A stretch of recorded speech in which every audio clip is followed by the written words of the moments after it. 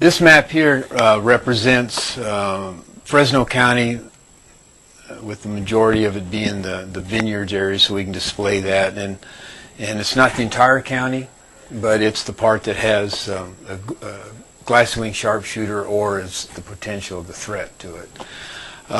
This area here in the center represents what we could just call the quarantine area. It's that rural, or the urban residential areas where historically glassy-winged sharpshooter was initially found in this northern area for a lot of various reasons. It wasn't able to be controlled in there, and it started to be moving out.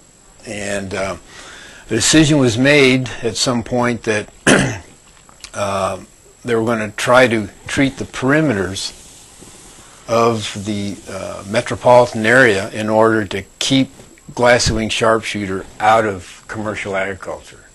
We were curious as to where was the endemic or historical areas where Pierce disease is found, and we wanted to know, is glassy-winged sharpshooter getting into those areas.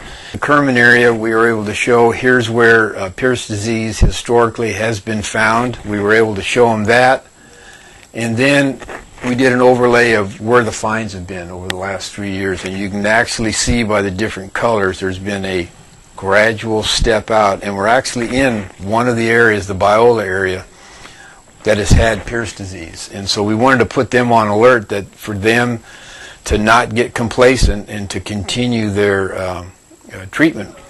And this is the area south of Fresno. This is where Pierce disease is found in the eastern area. This is where we treated, and then here's where we're beginning this year. Kind of an overview of not only eastern, but the whole southeast part. You can see a lot of areas that historically had Pierce disease in it, and you can see the finds. There's two things that we're looking at. Any new find that comes in, if it's outside of that horseshoe, that's a higher priority. So rather than staying entrenched in an area and not moving until you finish, we respond and we go immediately to the outlier, treat it within 7 to 10 days, and then go back and continue where we were. The people in charge of the trapping program send me a notice that there's been a find. What the county crews do here is we have two types of applications. We do soil drenching, which is what we're doing here in the front, and then we also do, from the backpack, we do foliar applications. And the county crews get involved with the more residential areas because it can bog them down and keep them in an area, mainly because of the number of properties. 7 days prior, we have our staff will go and they'll make notification. They'll knock on the door. If people are home, they'll explain what the procedure is going to be, what the material is, any questions that they have. It's all voluntary. If nobody's home, they'll leave a flyer on the door explaining what's going on. There's a phone number that they can contact. County crew that we have primarily will treat those high residential areas where the properties are small, a lot of property, because of the type of equipment they have, the amount of water that they're able to carry. But in this instance, we contract out with a pest control business. As you can see, they have higher capacity of water. They have larger tanks. They'll have a water source that they can then replenish as they run out. It enables them to treat more properties in one day than what our county crew could do. And also, being larger properties, these guys are set up with the right kind of equipment that can do that. And they also have longer hoses. They're set up for this type of application. That's what their business is.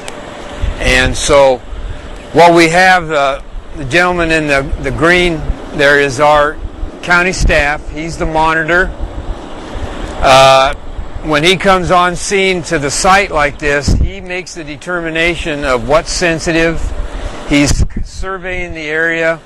He's looking for plants that might already be dead, documenting that. He'll also note if there's any standing water, swimming pools, pet food dishes, plants that aren't listed on the label to be able to be treated. He makes that determination. He also will log in and document what time we got here, what the approximate temperature was, the wind direction.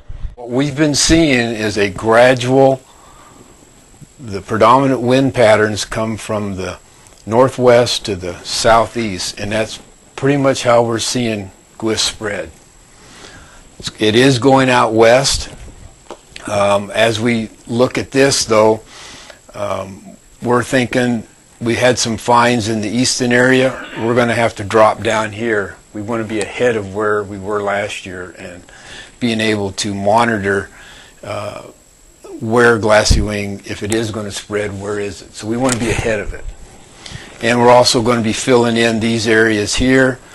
And we had one as far out as this, so we're going to be pushing out a little bit, trying to make sure that we're going to be ahead of glassy wing as much as we can.